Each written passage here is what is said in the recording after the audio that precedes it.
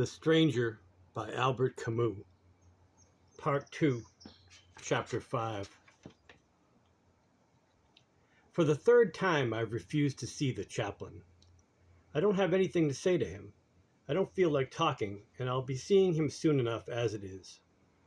All I care about right now is escaping the machinery of justice, seeing if there's any way out of the inevitable. They've put me in a different cell. From this one, when I'm stretched out on my bunk, I see the sky, and that's all I see. I spend my days watching how the dwindling of color turns day into night. Lying here, I put my hands behind my head and wait. I can't count the times I've wondered if there have ever been any instances of condemned men escaping the relentless machinery, disappearing before the execution, or breaking through the cordon of police. Then I blame myself every time for not having paid enough attention to accounts of executions. A man should always take an interest in those things. You never know what might happen. I'd read stories in the papers like everybody else, but there must have been books devoted to the subject that I'd never been curious enough to look into. Maybe I would have found some accounts of escapes in them. I might have discovered that in at least one instance the wheel had stopped, that in spite of all the unrelenting calculation, chance and luck had at least once changed something. Just once. In a way, I think that would have been enough.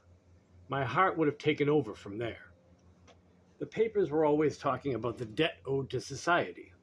According to them, it had to be paid. But that doesn't speak to the imagination.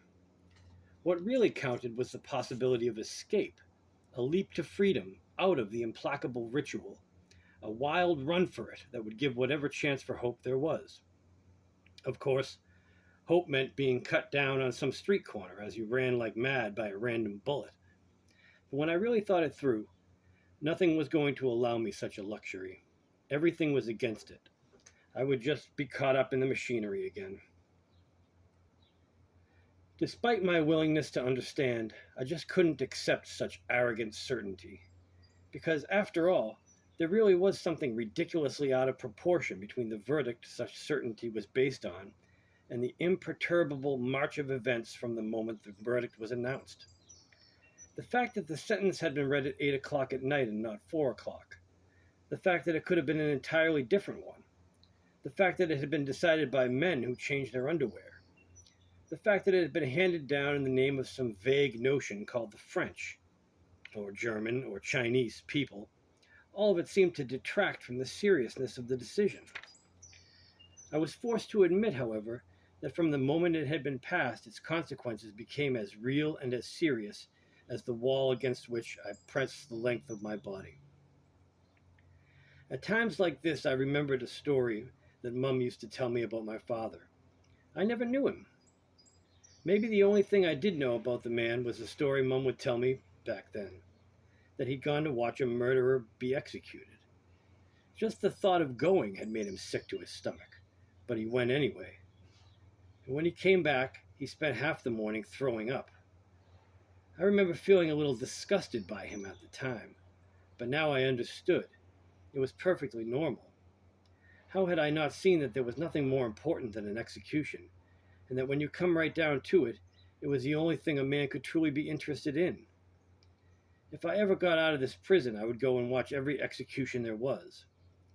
But I think it was a mistake even to consider the possibility, because at the thought that one fine morning I would find myself a free man standing behind a cordon of police, on the outside, as it were, at the thought of being the spectator who comes to watch and then can go and throw up afterwards, a wave of poisoned joy rose in my throat. But I wasn't being reasonable. It was a mistake to let myself get carried away by such imaginings, because the next minute I would get so cold that I would curl up into a ball under my blanket and my teeth would be chattering and I couldn't make them stop. But naturally, you can't always be reasonable. At other times, for instance, I would make up new laws. I would reform the penal code. I'd realize that the most important thing was to give the condemned man a chance. Even 1 in 1,000 was good enough to set things right. So it seemed to me that you could come up with a mixture of chemicals that, if ingested by the patient, that's the word I'd use, patient, would kill him 9 times out of 10. But he would know this. That would be the one condition. For by giving it some hard thought, by considering the whole thing calmly, I could see that the trouble with the guillotine was that you had no chance at all, absolutely none. The fact was that it had been decided once and for all that the patient was to die. It was an open and shut case, a fixed arrangement, a tacit agreement that there was no question of going back on. If by some extraordinary chance the blade failed, they would just start over. So the thing that bothered me most was that the condemned man had to hope the machine would work the first time. And I say that's wrong. And in a way I was right. But in another way I was forced to admit that that was the whole secret of good organization. In other words, the condemned man was forced into kind of a moral collaboration. It was in his interest that everything go off without a hitch. I was also made to see that until that moment I'd had mistaken ideas about these things. For a long time I believed, and I don't know why, that to get to the guillotine you had to climb stairs onto a scaffold. I think it was because of the French Revolution. I mean, because of everything I'd been taught or shown about it. But one morning I remembered seeing a photograph that appeared in the papers at the time of a much talked about execution. In reality, the machine was set up right on the ground, as simple as you please. It was much narrower than I'd thought. It was funny I'd never noticed that before. I'd been struck by this picture because the guillotine looked like such a precision instrument, perfect and gleaming. You always get exaggerated notions of things you don't know anything about. I was made to see that contrary to what I thought, everything was very simple. The guillotine is on the same level as the man approaching it. He walks up to it the way you walk up to another person. That bothered me too. Mounting the scaffold, going right up into the sky, was something the imagination could hold on to. Whereas once again, the machine destroyed everything. You were killed discreetly, with a little shame, and with great precision. There were two other things I was always thinking about, the dawn and my appeal. I would reason with myself, though, and try not to think about them anymore. I would stretch out, look at the sky, and force myself to find something interesting about it. It would turn green. That was evening. I would make another effort to divert my thoughts. I would listen to my heartbeat. I couldn't imagine that this sound, which had been with me for so long, could ever stop. I've never really had much of an imagination. But still, I would try to picture the exact moment when the beating of my heart would no longer be going on inside my head. But it was no use. The dawn or my appeal would still be there. I would end up telling myself that the most rational thing was not to hold myself back. They always came at dawn, I knew that. And so I spent my nights waiting for that dawn. I've never liked being surprised. If something is going to happen to me, I want to be there. That's why I ended up sleeping only a little bit during the day, and then all night long waited patiently for the first light to show on the pane of sky. The hardest time was that uncertain hour when I knew they usually set to work. After midnight I would wait and watch. My ears had never heard so many noises or picked up such small sounds. One thing I can say, though, is that in a certain way I was lucky that whole time, since I never heard footsteps. Mom used to say that you can always find something to be happy about. In my prison, when the sky turned red and a new day slipped into my cell, I found out that she was right, because I might just as easily have heard footsteps and my heart could have burst. Even though I would rush to the door at the slightest shuffle, even though with my ear pressed to the wood I would wait frantically until I heard the sound of my own breathing, terrified to find it so hoarse, like a dog's panting, my heart would not burst after all, and I would have gained another 24 hours. All day long there was the thought of my appeal. I think I got everything out of it that I could. I would assess my holdings and get the maximum return on my thoughts. I would always begin by assuming the worst. My appeal was denied. Well, so I'm going to die. Sooner than other people will, obviously. But everybody knows life isn't worth living. Deep down, I knew perfectly well that it doesn't matter much whether you die at 30 or at 70, since in either case, other men and women will naturally go on living, and for thousands of years. In fact, nothing could be clearer. Whether it was now or 20 years from now, I would still be the one dying. At that point, what would disturb my train of thought was the terrifying leap I would feel my heart take at the idea of having 20 more years of life ahead of me. But I simply had to stifle it by imagining what I'd be thinking in 20 years when it would all come down to the same thing anyway. Since we're all going to die, it's obvious that when and how don't matter. Therefore, and the difficult thing was not to lose sight of all the reasoning that went into this therefore, I had to accept the rejection of my appeal. Then and only then would I have the right, so to speak, would I give myself permission, as it were, to consider the alternative hypothesis, that I was pardoned. The trouble was that I would somehow have to cool the hot blood that would suddenly surge through my body and sting my eyes with a delirious joy. It would take all my strength to quiet my heart, to be rational. In order to make my resignation to the first hypothesis more plausible, I had to be level-headed about this one as well. If I succeeded, I gained an hour of calm. That was something, anyway. It was at one such moment that I once again refused to see the chaplain. I was lying down, and I could tell from the golden glow in the sky that evening was coming on. I had just denied my appeal, and I could feel the steady pulse of my blood circulating inside me. I didn't need to see the chaplain. For the first time in a long time, I thought about Marie. The days had been long since she'd stopped writing. That evening I thought about it and told myself that maybe she had gotten tired of being the girlfriend of a condemned man. It also occurred to me that maybe she was sick or dead. These things happen. How was I to know, since apart from our two bodies now separated, there wasn't anything to keep us together or even to remind us of each other? Anyway, after that, remembering Marie meant nothing to me. I wasn't interested in her dead. That seemed perfectly normal to me, since I understood very well that people would forget me when I was dead. They wouldn't have anything more to do with me. I wasn't even able to tell myself that it was hard to think those things. It was at that exact moment that the chaplain came in. When I saw him, I felt a little shudder go through me. He noticed it and told me not to be afraid. I told him that it wasn't his usual time. He replied that it was just a friendly visit and had nothing to do with my appeal, which he knew nothing about. He sat down on my bunk and invited me to sit next to him. I refused.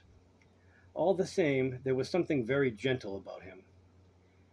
He sat there for a few seconds, leaning forward, with his elbows on his knees, looking at his hands. They were slender and sinewy, and they reminded me of two nimble animals. He slowly rubbed one against the other. Then he sat there, leaning forward like that, for so long that for an instant I seemed to forget he was there. But suddenly he raised his head and looked straight at me. "Why have you refused to see me?" he asked. I said that I didn't believe in God. He wanted to know if I was sure, and I said that I didn't see any reason to ask myself that question. It seemed unimportant. He then leaned back against the wall, hands flat on his thighs. Almost as if it wasn't me he was talking to, he remarked that sometimes we think we're sure, when in fact we're not. I didn't say anything. He looked at me and asked, "What do you think?" I said it was possible. In any case, I may not have been sure about what really did interest me, but I was absolutely sure about what didn't, and it just so happened that what he was talking about didn't interest me. He looked away and without moving asked me if I wasn't talking that way out of extreme despair. I explained to him that I wasn't desperate, I was just afraid, which was only natural. "Then God can help you," he said. "Every man I have known in your position has turned to him." I acknowledged that that was their right. It also meant that they must have had the time for it. As for me, I didn't want anybody's help, and I just didn't have the time to interest myself in what didn't interest me. At that point, he threw up his hands in annoyance, but then sat forward and smoothed out the folds of his cassock. When he had finished, he started in again, addressing me as my friend. If he was talking to me this way, it wasn't because I was condemned to die. The way he saw it, we were all condemned to die. But I interrupted him by saying that it wasn't the same thing, and that besides, it wouldn't be a consolation anyway. "Certainly," he agreed. "But if you don't die today, you'll die tomorrow, or the next day." And then the same question will arise. How will you face that terrifying ordeal? I said I would face it exactly as I was facing it now. At that, he stood up and looked me straight in the eye. It was a game I knew well.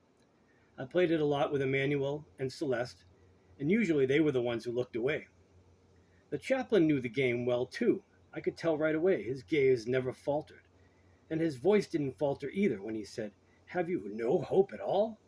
And do you really live with the thought that when you die and nothing remains?" "Yes," I said. Then he lowered his head and sat back down. He told me that he pitied me. He thought it was more than a man could bear.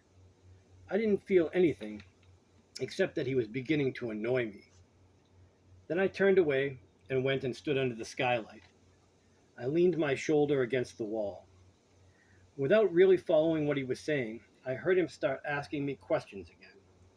He was talking in an agitated, urgent voice. I could see that he was genuinely upset, so I listened more closely. He was expressing his certainty that my appeal would be granted, but I was carrying the burden of a sin from which I had to free myself. According to him, human justice was nothing, and divine justice was everything. I pointed out that it was the former that had condemned me. His response was that it hadn't washed away my sin for all that. I told him I didn't know what a sin was. All they had told me was that I was guilty. I was guilty, I was paying for it, and nothing more could be asked of me. At that point he stood up again, and the thought occurred to me that in such a narrow cell, if he wanted to move around, he didn't have many options. He could either sit down or stand up. I was staring at the ground. He took a step toward me and stopped, as if he didn't dare come any closer. He looked at the sky through the bars. "You're wrong, my son," he said. "More could be asked of you, and it may be asked." "And what's that?" "You could be asked to see." "See what?" The priest gazed around my cell and answered in a voice that sounded very weary to me. "Every stone here sweats with suffering, I know that. I have never looked at them without a feeling of anguish. But deep in my heart I know that the most wretched among you have seen a divine face emerge from their darkness. That is the face you are asked to see." This perked me up a little. I said I had been looking at the stones in these walls for months. There wasn't anything or anyone in the world I knew better. Maybe at one time, way back, I had searched for a face in them. But the face I was looking for was as bright as the sun and the flame of desire, and it belonged to Marie. I had searched for it in vain. Now it was all over. And in any case, I'd never seen anything emerge from any sweating stones. The chaplain looked at me with a kind of sadness. I now had my back flat against the wall, and light was streaming over my forehead. He muttered a few words I didn't catch and abruptly asked if he could embrace me. "No," I said. He turned and walked over to the wall and slowly ran his hand over it. "Do you really love this earth as much as all that?" he murmured. I didn't answer. He stood there with his back to me for quite a long time. His presence was grating and oppressive. I was just about to tell him to go, to leave me alone, when all of a sudden, turning toward me, he burst out, "No, I refuse to believe you. I know that at one time or another you've wished for another life." I said of course I had, but it didn't mean any more than wishing to be rich, to be able to swim faster, or to have a more nicely shaped mouth. It was all the same. But he stopped me and wanted to know how I pictured this other life. Then I shouted at him, "One where I could remember this life." And that's when I told him I'd had enough. He wanted to talk to me about God again, but I went up to him and made one last attempt to explain to him that I had only a little time left and I didn't want to waste it on God. He tried to change the subject by asking me why I was calling him Monsieur and not Father. That got me mad, and I told him he wasn't my father. He wasn't even on my side. "Yes, my son," he said, putting his hand on my shoulder, "I am on your side. But you have no way of knowing it because your heart is blind. I shall pray for you." Then, I don't know why, but something inside me snapped.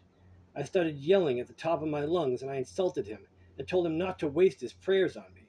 I grabbed him by the collar of his cassock. I was pouring out on him everything that was in my heart, cries of anger and cries of joy. He seemed so certain about everything, didn't he? And yet none of his certainties was worth one hair of a woman's head. He wasn't even sure he was alive because he was living like a dead man. Whereas it looked as if I was the one who'd come up empty handed. But I was sure about me, about everything. Surer than he could ever be, sure of my life, and sure of the death I had waiting for me. Yes, that was all I had, but at least I had as much of a hold on it as it had on me. I had been right, I was still right. I was always right. I had lived my life one way, and I could just as well have lived it another. I had done this, and I hadn't done that. I hadn't done this thing, but I had done another. And so? It was as if I had waited all this time for this moment, and for the first light of this dawn to be vindicated. Nothing mattered, and I knew why. So did he. Throughout the whole absurd life I'd lived, a dark wind had been rising toward me from somewhere deep in my future, across years that were still to come. And as it passed, this wind leveled whatever was offered to me at the time, in years no more real than the ones I was living. What did other people's deaths or a mother's love matter to me? What did his God or the lives people chose or the fate they think they elect matter to me when we're all elected by the same fate? Me and billions of privileged people like him who also called themselves my brothers. Couldn't he see? Couldn't he see that? Everybody was privileged. There were only privileged people. The others would all be condemned one day, and he would be condemned too. What would it matter if he were accused of murder and then executed because he didn't cry at his mother's funeral? Salamano's dog was worth just as much as his wife. The little robot woman was just as guilty as the Parisian woman Masson married, or as Marie, who had wanted me to marry her. What did it matter that Raymond was as much my friend as Celeste, who was worth a lot more than him? What did it matter that Marie now offered her lips to a new Mersault? Couldn't he? Couldn't this condemned man see? And that from somewhere deep in my future?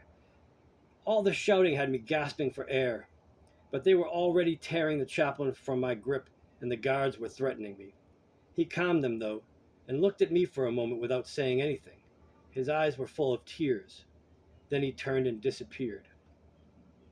With him gone, I was able to calm down again.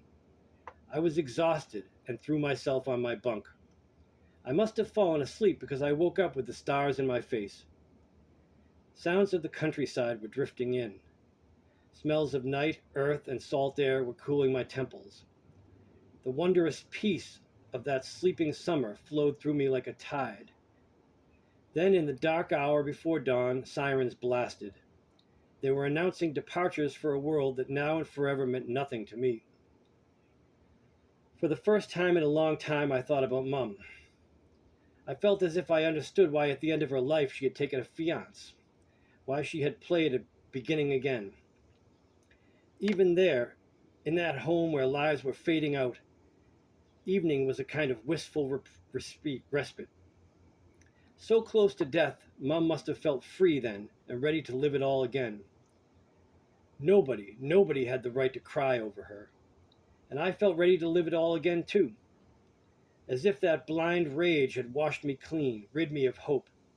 For the first time in that night alive with signs and stars, I opened myself to the gentle indifference of the world, finding it so much like myself, so like a brother, really. I felt that I had been happy and that I was happy again. For everything to be consummated, for me to feel less alone, I had only to wish that there be a large crowd of spectators the day of my execution, and that they greet me with cries of hate. The end.